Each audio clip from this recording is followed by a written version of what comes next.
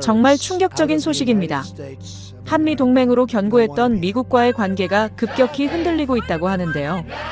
이에 주한미군과 한국 관계자들은 긴급회의를 소집하고 CNN, 뉴욕타임즈 등 미국 주요 언론들은 대서특필하며 이 충격적인 내용을 뉴스로 내보내고 있습니다. 이에 정부 관계자들은 긴급 대책 마련에 들어갔는데요. 이 큰 혼돈의 중심에는 최근 당선된 미국 대통령 트럼프의 정책이 있습니다. 더 충격적인 일은 주한미군이 트럼프의 정책에 크게 반발하며 한국을 절대 떠날 수 없다며 강하게 목소리를 내고 있다는 점입니다. 도대체 미군들이 왜 한국을 떠나기 싫어하는 걸까요? 한미동맹을 발칵 뒤집은 그 이유를 지금 공개합니다. 저는 미 육군 대령 윌리엄 스펜서입니다. 미 국방부에서 아시아와 태평양 전략 분석관으로 복무 중이죠. 30년 군 생활 동안 이라크, 아프가니스탄에서 복무했지만 이상하게도 한국만큼은 한 번도 가본 적이 없었습니다. 데이터와 보고서로만 한국을 판단했죠. 텍사스 출신인 저는 항상 직설적으로 의견을 말해왔습니다. 왜 우리가 70년이 넘도록 한국에 주둔해야 하는가? 국방부 회의에서 제가 자주 던진 질문이었죠. 제 사무실 벽에는 납세자의 돈을 아껴라라는 문구가 걸려있을 정도니까요. 그런데 오늘 아침 백악관에서 터진 폭탄 선언은 저의 하루를 완전히 뒤바꿔 놓았습니다. 대통령이 주한미군 철수 가능성을 언급한 것이죠. CNN, 뉴욕타임즈, 모든 주요 언론이 한미동맹 균열 소식을 앞다투어 보도하고 있었습니다. 한국은 이제 충분히 강합니다. 왜 우리가 계속 그곳에 있어야 합니까? 국방부 내부 회의에서 저는 단호하게 의견을 밝혔어요. 한국은 세계 10위권 경제대국입니다. 그들은 이제 스스로를 지킬 능력이 충분해요. 제 말에 회의실은 술렁거렸습니다. 하지만 전 계속했죠. 매년 수십억 달러를 한국에 쏟아붓는 것은 미국 납세자들에게 불공정합니다. 우리는 자국 문제에 집중해야 해요. 회의가 끝난 후 로렌스 장군이 저를 불렀습니다. 스펜서, 자네를 한국으로 보내려고 해. 현지 상황을 직접 평가해보게. 저는 놀랐습니다. 왜 하필 저입니까? 그는 미소 지으며 대답했어요. 당신이 가장 강력한 철수 찬성론자니까. 당신이 직접 보고 판단한 내용이라면 누구도 의심하지 않을 테니까. 아이러니했습니다. 주한미군 철수를 가장 강력히 주장했던 제가 철수의 타당성을 평가하기 위해 한국으로 가게 된 것이죠. 하지만 임무는 임무였습니다. 이틀 뒤 저는 한국행 비행기에 몸을 실었습니다. 12시간의 비행 끝에 인천공항에 도착했을 때 저는 첫 번째 충격을 받았습니다. 북한과 전쟁 위기에 있는 나라라는 선입견과 달리 공항은 놀랍도록 현대적이고 깨끗했어요. 입국장을 빠져나오는데 걸린 시간은 고작 15분. 미국이었다면 1시간은 좋게 걸렸을 겁니다. 공항이 이렇다고 나라 전체가 발전했다는 증거는 아니야. 저는 속으로 중얼거렸죠. 하지만 서울로 향하는 고속도로를 달리며 창밖을 보니 깨끗한 거리와 완벽하게 정리된 교통 시스템이 눈에 들어왔습니다. 손상된 인프라, 위험 지역의 징후는 어디에도 보이지 않았어요. 호텔에 체크인한 후 첫 번째로 점검한 것은 인터넷이었습니다. 다운로드 속도를 확인하고 믿을 수 없었어요. 이게 진짜인가? 속도 측정 앱을 다시 실행했습니다. 결과는 동일했죠. 미국에서 경험한 것보다 10배는 빠른 속도였습니다. 첫날 저녁 배가 고파 호텔 직원에게 물었어요. 이 시간에 뭐 먹을 만한 곳 있을까요? 시계를 보니 밤 11시가 넘어가고 있었습니다. 직원은 웃으며 말했죠. 무엇이든 드실 수 있습니다. 치킨, 피자, 한식, 중식. 모두 24시간 배달 가능해요. 자정이 다 되어가는데 배달이 된다고요? 물론이죠. 새벽 3시에도 가능합니다. 저는 반신반의하며 치킨을 주문했고 놀랍게도 20분 만에 방까지 배달되었습니다. 텍사스에서는 상상도 할 수 없는 일이었어요. 잠들기 전 창문을 열고 서울의 야경을 바라보았습니다. 끝없이 펼쳐진 불빛 사이로 한강이 흐르고 있었어요. 이곳이 정말 위험한 전쟁 위기의 나라인지 저는 의문이 들기 시작했습니다. 다음 날 아침 저는 일찍 일어나 한국군 사령부로 가기 위해 지하철을 타기로 했습니다. 호텔 직원이 가장 빠른 방법이라고 했거든요. 처음에는 의심스러웠습니다. 뉴욕의 지하철은 더럽고 지연이 잦았으니까요. 하지만 서울 지하철은 완전히 달랐어요. 깨끗하고 조용하며 정확히 시간을 지켰습니다. 게다가 모든 역에 와이파이가 설치되어 있었죠. 이게 평범한 아시아 국가의 모습인가? 저는 생각했습니다. 제가 알던 아시아와는 너무 달랐어요. 한국군 사령부에 도착하자 저를 맞이한 건 김준호 대령이었습니다. 미국에서 유학한 경력이 있는 그는 영어가 완벽했죠. 스펜서 대령님, 한국에 오신 것을 환영합니다. 오늘은 우리 부대 시설을 둘러보고 내일부터 연합훈련을 시작하겠습니다. 김준호 대령은 최첨단 장비를 갖춘 시설들을 소개했습니다. 군사 시뮬레이션 센터, 사이버전 대응 시스템, 드론 통제실. 모두 미국보다 뒤처지지 않는 어쩌면 더 앞선 기술이었어요. 이 시스템은 완전히 한국 기술로 개발된 것입니다. 김준호 대령이 자랑스럽게 말했습니다. 미국 기술을 기반으로 했겠죠? 저는 의심스럽게 물었어요. 김준호 대령은 웃으며 고개를 저었습니다. 초기에는 그랬습니다만 지금은 100% 자체 개발입니다. 사실 몇몇 분야에서는 우리가 미국보다 앞서 있어요. 저녁 식사 자리에서 저는 조금 뜨끔했습니다. 다른 한국군 장교들이 마치 제 생각을 읽기라도 한 듯 질문을 던졌거든요. 스펜서 대령님은 주한미군 철수를 지지한다고 들었습니다. 아직도 같은 생각이신가요? 침묵이 흘렀습니다. 저는 외교적으로 대답했어요. 그건 단순한 경제적 관점에서 나온 의견입니다. 모든 측면을 고려한 것은 아니었죠. 북한이 어제 또 미사일을 발사했습니다. 다른 장교가 말했어요. 우리는 항상 전쟁의 위험 속에 살고 있습니다. 제 얼굴이 뜨거워졌습니다. 하루 종일 본 한국의 발전상과 평화로운 모습에서는 전쟁의 그림자를 전혀 느낄 수 없었거든요. 다음 날 연합훈련이 시작됐습니다. 저는 미군 측 지휘관으로 참여했고 김준호 대령은 한국군 지휘관이었죠. 전술 시뮬레이션이 첫 번째 과제였습니다. 훈련은 북한의 기습 공격 상황을 가정했어요. 저는 자신있게 미군의 표준 대응 전략을 지시했습니다. 하지만 시뮬레이션 결과는 충격적이었어요. 미군의 대응은 한국군의 전략에 완전히 무력화되었습니다. 이게 어떻게 가능하죠? 저는 혼란스러워했어요. 김준호 대령은 차분하게 설명했습니다. 우리는 수십 년간 북한과 대치하며 이 지형에 맞는 전략을 개발해왔어요. 미국의 표준 전략은 여기서 효과적이지 않습니다. 오후에는 실전 훈련으로 산악 행군이 있었습니다. 저는 자신 있었습니다. 텍사스에서 특수 훈련을 받았으니까요. 하지만 한국의 험한 산길에서 한국군 장병들은 마치 산악염소처럼 움직였고 미군 부대는 뒤처지기 시작했어요. 훈련이 끝나고 숙소로 돌아오는 길에 저는 깊은 생각에 빠졌습니다. 겨우 이틀 만에 제 확신은 흔들리고 있었어요. 한국은 제가 생각했던 그런 나라가 아니었습니다. 더 강하고 더 발전되어 있었죠. 그날 밤 저는 노트북을 열고 워싱턴으로 보낼 첫 보고서를 작성했습니다. 처음에는 한국은 미국의 지원 없이도 충분히 강합니다라고 시작했지만 잠시 고민한 후 지웠어요. 대신 한국 상황은 예상보다 복잡합니다라고 썼습니다. 일주일이 지났습니다. 매일 한국군과 연합훈련을 하면서 저는 점점 더 한국의 군사력에 놀라고 있었어요. 그런데 더 충격적인 발견은 미군 내부에서 일어나고 있었습니다. 평택 미군 기지를 방문했을 때 저는 젊은 미군 병사들과 베테랑 장교들을 따로 만나 이야기를 나눴습니다. 결과는 흥미로웠어요. 솔직히 말해보세요. 여러분은 한국에서 철수하고 싶은가요? 신참 병사들에게 물었습니다. 네, 당연합니다. 한 병사가 즉시 대답했어요. 이곳은 너무 멀고 가족과 떨어져 있는 것도 힘듭니다.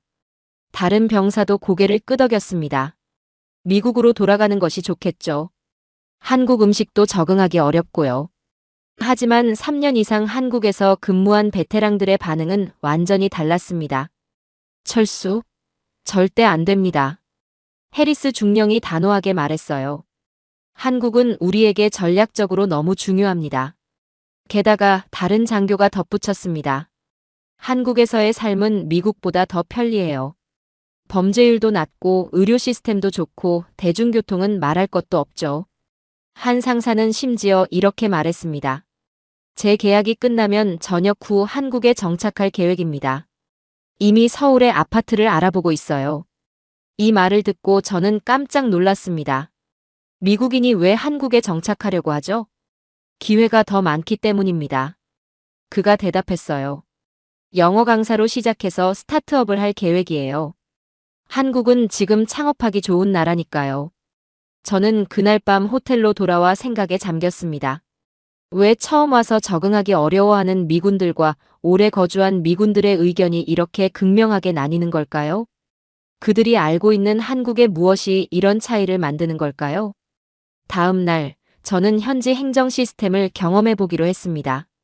한국의 행정 서비스가 효율적이라는 소문이 있었거든요. 주한미군 관계자를 통해 서울시 한 구청을 방문했습니다. 이것이 주민센터입니다. 안내원이 설명했어요. 한국 국민들은 이곳에서 거의 모든 행정 서비스를 받을 수 있습니다. 저는 한 시민이 업무를 처리하는 과정을 지켜봤습니다. 그는 키오스크에서 번호표를 뽑고 5분도 채 안 돼서 공무원과 상담을 시작했어요. 15분 후 모든 서류 처리가 완료되었습니다. 워싱턴에서는 이런 일에 하루가 걸릴 수도 있습니다.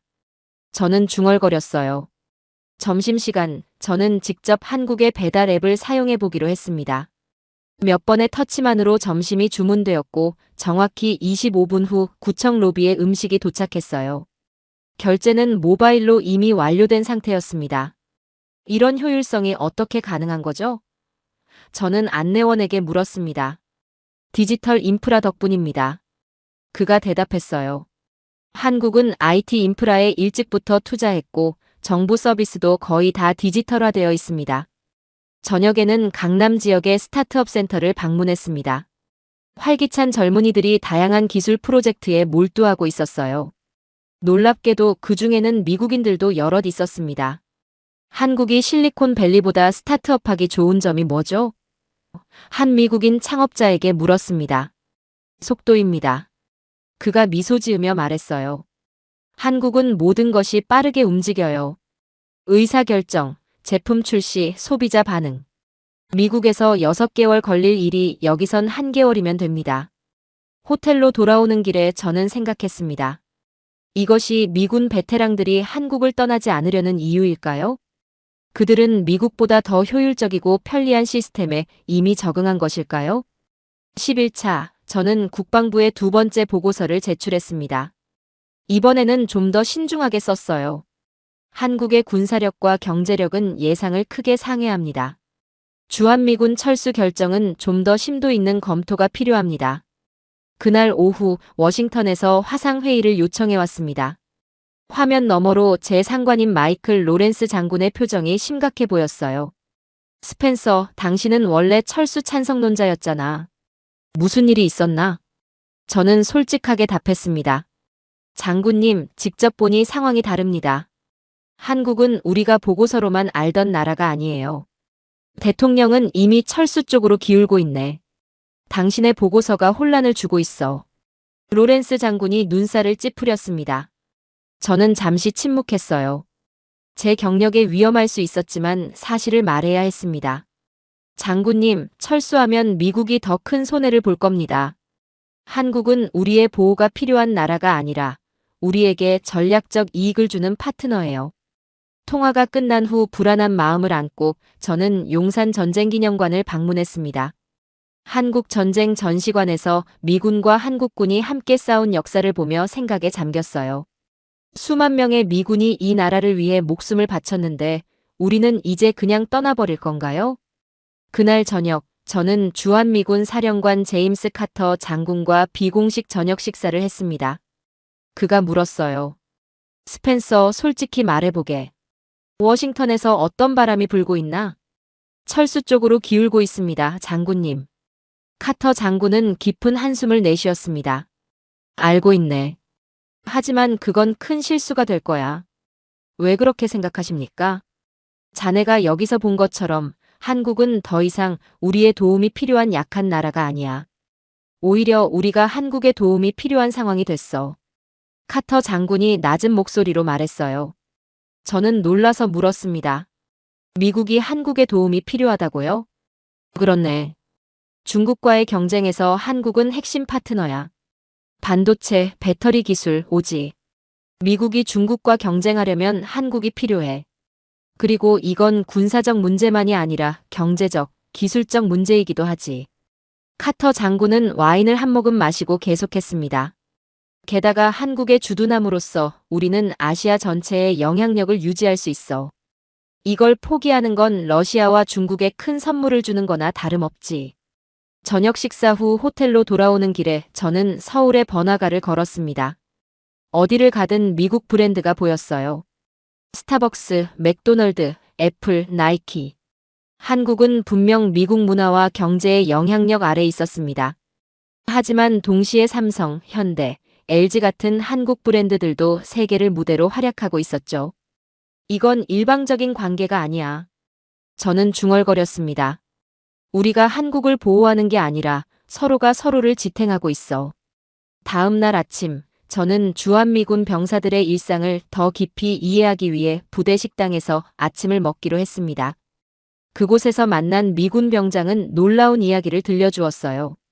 대령님, 솔직히 말씀드리면 처음에 저도 한국에 오는 걸 싫어했습니다. 하지만 지금은 계약이 끝나도 여기 남고 싶어요. 왜 그런가요? 한국에서 제 아내를 만났고 이곳의 삶이 좋아졌어요. 밤에 걷는 것이 두렵지 않고 의료비도 미국보다 훨씬 저렴합니다. 무엇보다 아이를 키우기 좋은 환경이에요. 이런 이야기는 그날 하루 종일 계속 들었습니다. 장기 주둔 미군들 중 상당수가 한국에 정착하고 싶어 했어요. 그들에게 한국은 더 이상 낯선 외국이 아니라 새로운 기회의 땅이었습니다. 저는 다시 한번 생각했습니다. 우리가 철수를 결정한다면 그것은 정말 누구를 위한 결정일까요? 2주 차에 접어들며 저는 워싱턴으로부터 중요한 소식을 들었습니다. 국방부 내에서 주한미군 철수 논의가 심화되고 있다는 내용이었죠. 아직 공식 발표는 아니었지만 내부적으로는 철수 시나리오가 구체적으로 검토되고 있었습니다. 저는 긴급하게 워싱턴으로 화상 보고를 요청했어요. 이번엔 국방장관까지 참석한 고위급 회의였습니다. 스펜서 대령, 당신의 현재까지의 평가를 듣고 싶네. 국방장관이 말했습니다. 저는 목을 가다듬고 시작했어요. 장관님, 주한미군 철수는 미국의 국익에 심각한 손실을 가져올 것입니다. 이건 한국만의 문제가 아닙니다. 회의실이 갑자기 쥐죽은 듯 조용해졌습니다. 국방장관의 표정이 굳어졌어요. 자네가 한국에 보내진 이유는 철수를 정당화할 근거를 찾기 위해서였네, 스펜서. 그렇다면 잘못된 사람을 보내신 겁니다, 장관님. 저는 단호하게 답했습니다. 제가 본 한국은 우리의 지원이 필요한 나라가 아니라 우리에게 필수적인 전략적 파트너입니다. 중국과의 기술 경쟁, 북한 견제, 아시아 전체에서의 영향력. 이 모든 것이 주한미군 주둔과 맞닿아 있어요. 로렌스 장군이 끼어들었습니다. 스펜서, 당신의 경력을 걱정하네. 고위층은 이미 철수 쪽으로 기울고 있어. 제 경력보다 국익이 중요합니다. 저는 떨리는 목소리를 진정시키며 말했어요. 저는 한국에서 놀라운 것을 발견했습니다. 주한미군 장병들이 전역 후에도 한국에 남으려고 한다는 사실을요. 그들은 코리안 드림을 꿈꾸고 있습니다. 코리안 드림이라고? 국방장관이 비웃듯이 말했습니다. 네, 장관님. 미국인들이 더 나은 삶을 위해 한국에 가고 싶어하는 현상입니다. 치안, 의료, 교육, 대중교통. 모든 면에서 한국은 미국보다 나은 점들이 있어요. 주한미군 철수는 우리가 그 모든 혜택을 포기하는 것을 의미합니다. 회의는 냉랭한 분위기로 끝났지만 저는 후회하지 않았습니다. 제가 본 사실을 그대로 전달한 것뿐이니까요. 다음 날, 저는 주한미군 내부에서 일어나는 움직임을 목격했습니다. 철수 논의가 알려지자 누군가 온라인으로 철수 반대 서명운동을 시작했고 수천 명의 미군 장병들이 참여하고 있었어요. 우리는 한국을 떠나고 싶지 않습니다. 서명운동의 주최자인 마이클 데이비스 상사가 말했습니다. 많은 미군 장병들이 한국에서 새 삶을 계획하고 있어요. 우리 중 일부는 한국인과 결혼했고 자녀들은 이미 이곳 학교에 다니고 있습니다. 저는 그에게 물었어요. 상사님, 정확히 얼마나 많은 미군이 전역 후 한국에 남고 싶어 하나요? 정확한 수치는 모르겠지만 3년 이상 근무한 장병들 중 약 30%는 한국에 정착할 계획을 가지고 있다고 봅니다. 특히 기술 분야나 영어 교육 쪽으로요. 한국에서의 마지막 날, 저는 김준호 대령과 다시 만났습니다. 그는 이미 철수 논의 소식을 들은 상태였어요. 스펜서 대령님, 미국이 정말 철수를 고려하고 있나요? 아직 최종 결정은 아닙니다. 저는 말했어요. 의회에서 논의가 있을 겁니다. 그리고 많은 미군들이 반대하고 있어요. 김준호 대령은 쓴웃음을 지었습니다. 흥미롭군요. 예전에는 미군들이 한국에서 빨리 떠나고 싶어 했는데 이제는 남고 싶어 한다니. 세상이 변했습니다, 대령님. 한국도 변했고 미국도 변했어요.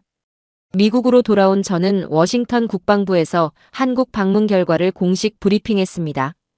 회의실은 고위 장성들과 국방부 관료들로 가득 찼어요. 스펜서 대령, 한국에 대한 최종 평가를 들려주게. 국방차관이 회의를 시작했습니다. 프로젝터 화면에 제가 준비한 자료가 나타났습니다. 첫 번째 슬라이드에는 한국 보호 대상이 아닌 전략적 파트너라고 적혀 있었어요. 제가 처음 한국에 갔을 때는 주한미군 철수를 지지했습니다. 저는 솔직하게 시작했어요. 경제적 관점에서 볼 때 한국은 충분히 부유하고 강해 보였으니까요. 하지만 직접 경험해보니 철수는 중대한 전략적 실수가 될 것입니다.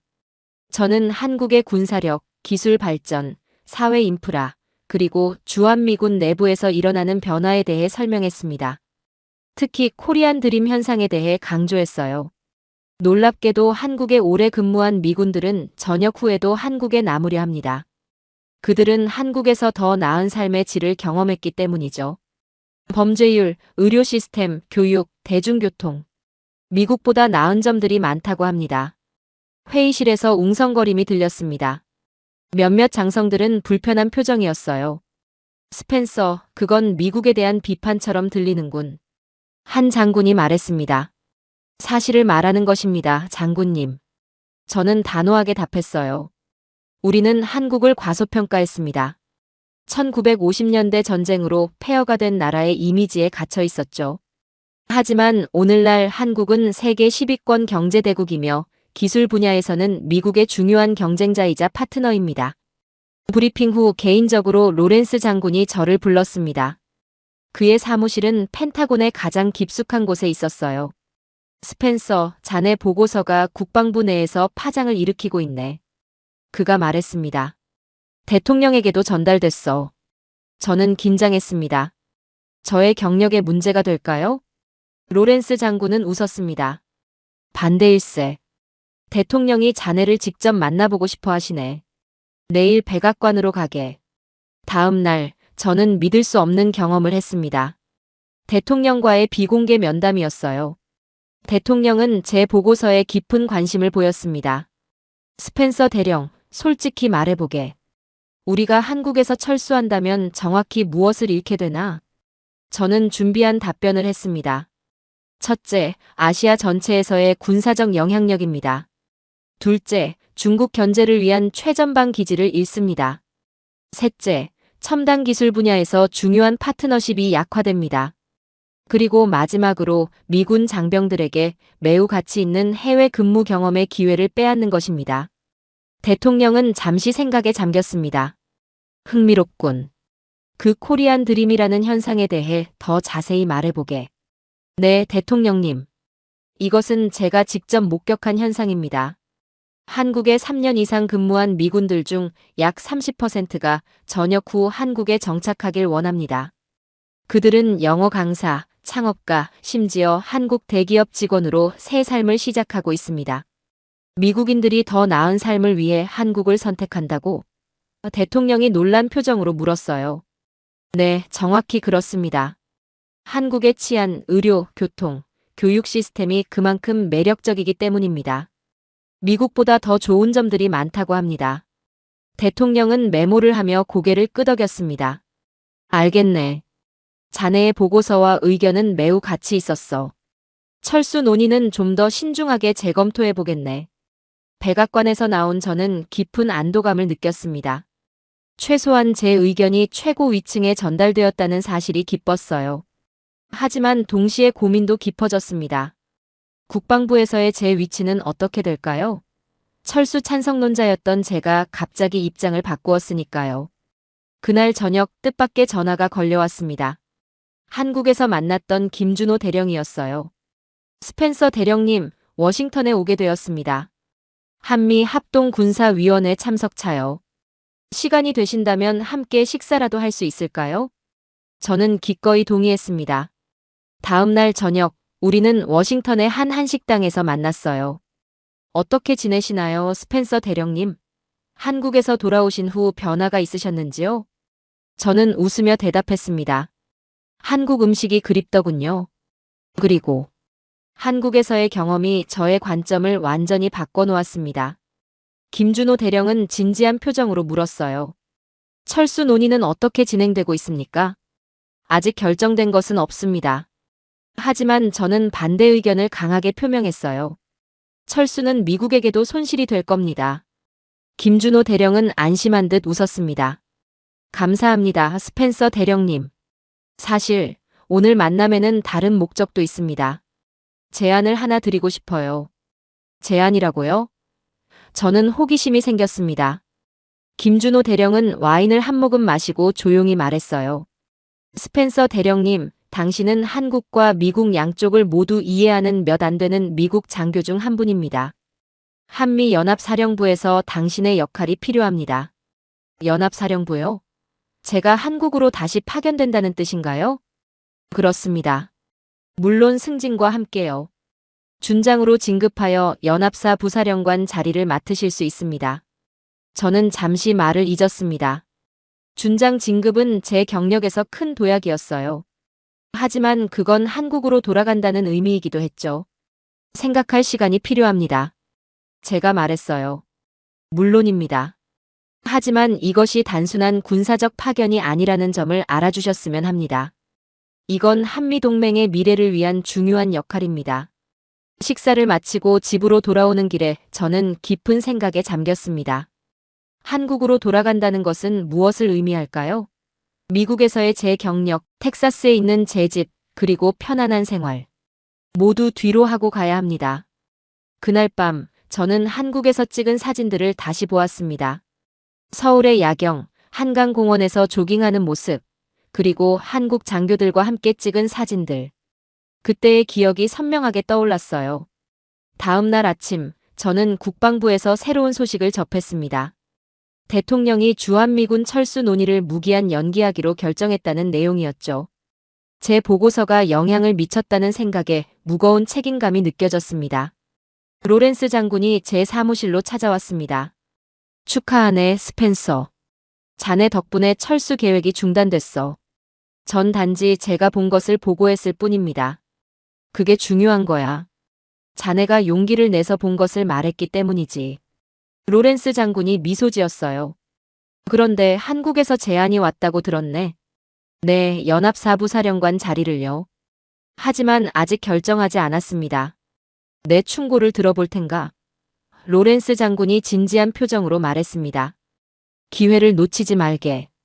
한국은 미국의 미래의 중요한 파트너야. 거기서의 경험은 자네 경력에 큰 도움이 될 거네. 일주일 후 저는 결정을 내렸습니다. 한국행을 수락하기로 한 거죠. 준장 진급 명령서에 서명하며 저는 새로운 여정의 시작을 실감했어요. 출발 전날 밤 텍사스 고향집에서 마지막 밤을 보내며 창밖을 바라보았습니다. 넓은 들판과 서부의 별이 빛나는 하늘. 제가 자라고 사랑했던 곳이었죠. 하지만 이상하게도 서울의 빽빽한 고층 건물들과 한강의 야경이 더 그립게 느껴졌습니다. 이게 코리안 드림인가? 저는 중얼거렸어요. 미국인이 더 나은 삶을 위해 한국을 선택하는 현상. 한국으로 돌아가는 비행기 안에서 저는 준비해온 계획들을 검토했습니다. 한미 연합훈련 강화, 기술 협력 확대, 문화 교류 증진. 이제 제 목표는 단순히 군사적인 것을 넘어 두 나라의 관계를 더 깊게 만드는 것이었어요. 인천공항에 도착했을 때 김준호 대령이 마중 나와 있었습니다. 이제는 김준호 준장이 되어 있었죠. 스펜서 준장님, 다시 한국에 오신 것을 환영합니다. 그가 웃으며 말했어요. 돌아오니 좋군요, 김 준장. 저도 웃으며 대답했습니다. 차를 타고 서울로 향하는 길에 저는 창밖을 내다보았어요. 지난번 방문 때와 같은 풍경이었지만 이번에는 더 익숙하게 느껴졌습니다. 마치 집으로 돌아온 것 같은 기분이었어요. 무엇이 당신을 다시 한국으로 오게 했습니까? 김준호 준장이 물었습니다. 저는 잠시 생각하다 답했어요. 미래입니다. 한국에서 저는 미국의 미래를 보았습니다. 효율성, 안전, 기술 혁신. 우리가 배워야 할 것들이 많지요. 흥미롭군요. 우리는 수십 년간 미국에서 배웠는데 이제는 역할이 바뀌고 있다고요? 그렇습니다. 세상은 변했어요. 이제는 서로에게 배우는 관계가 되어야 합니다. 연합사령부에서의 첫날, 저는 공식적으로 부사령관으로 취임했습니다. 미국과 한국의 장교들이 함께 모인 자리에서 짧은 연설을 했어요. 오늘 저는 두 나라의 다리가 되겠다는 약속을 드립니다.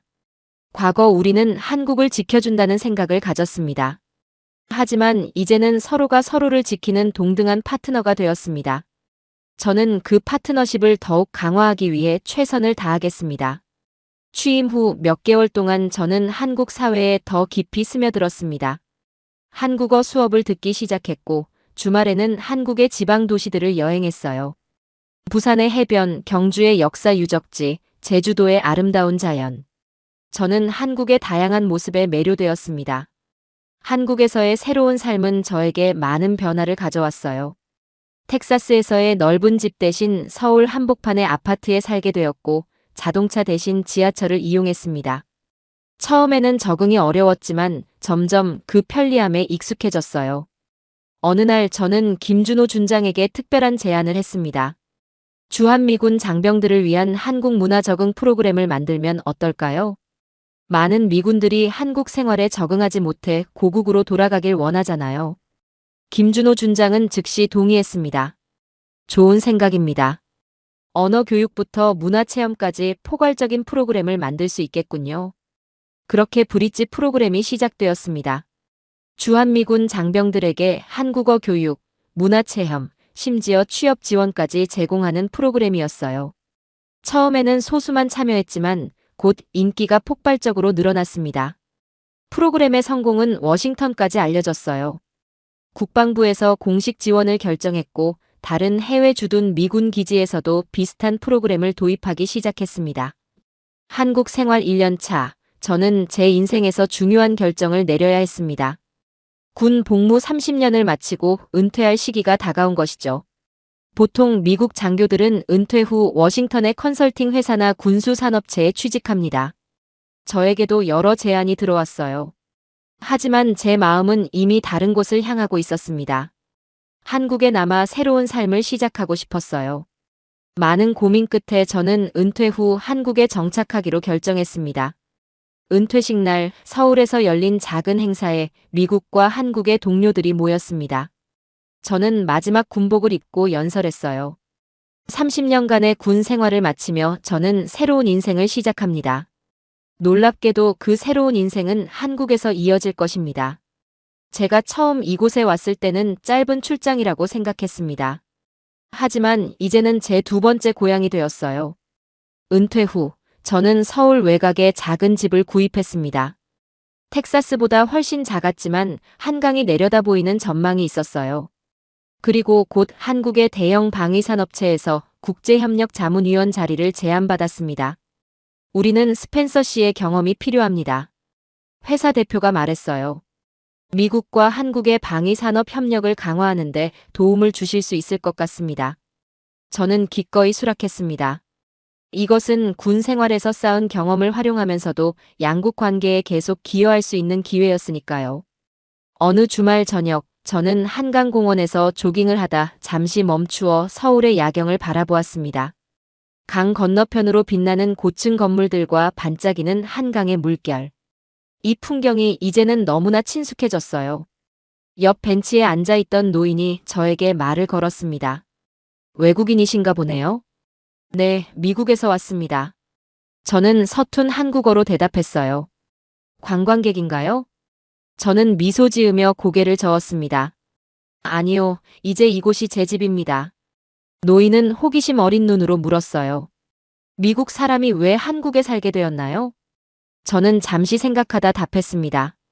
미국에 없는 것을 여기서 찾았기 때문입니다. 안전, 편리함, 그리고 저는 서울의 야경을 가리키며 말했어요. 이런 아름다움이요. 노인은 웃으며 고개를 끄덕였습니다. 재미있군요. 제 아들은 미국에 가서 아메리칸 드림을 찾고 있는데 당신은 한국에 와서 코리안 드림을 찾고 있다니. 그 말에 저도 웃음이 나왔습니다. 세상이 정말 많이 변했네요. 집으로 돌아오는 길에 저는 지난 몇 년을 돌아보았습니다. 주한미군 철수를 강력히 지지했던 사람이 이제는 한국에 영구히 정착한 미국인이 되었으니까요. 인생은 참 예측할 수 없는 것이라는 생각이 들었습니다. 그날 밤 저는 텍사스에 있는 옛 동료에게 이메일을 보냈습니다. 여기 한국에서 나는 새로운 삶을 찾았네. 어쩌면 이것이 진정한 아메리칸 드림일지도 모르겠어. 국경을 넘어 더 나은 곳을 찾아 떠나는 용기. 그것이 우리 미국인의 정신 아니었나? 이제 그 더 나은 곳이 한국이 된 것뿐이야. 평택 언덕에서 바라본 한국의 야경을 바라보며 저는 확신했습니다. 이곳이 내 새로운 고향이다. 오늘 사연은 여기까지입니다. 구독과 좋아요는 영상 제작에 큰 힘이 됩니다. 긴 영상 시청해주셔서 감사합니다.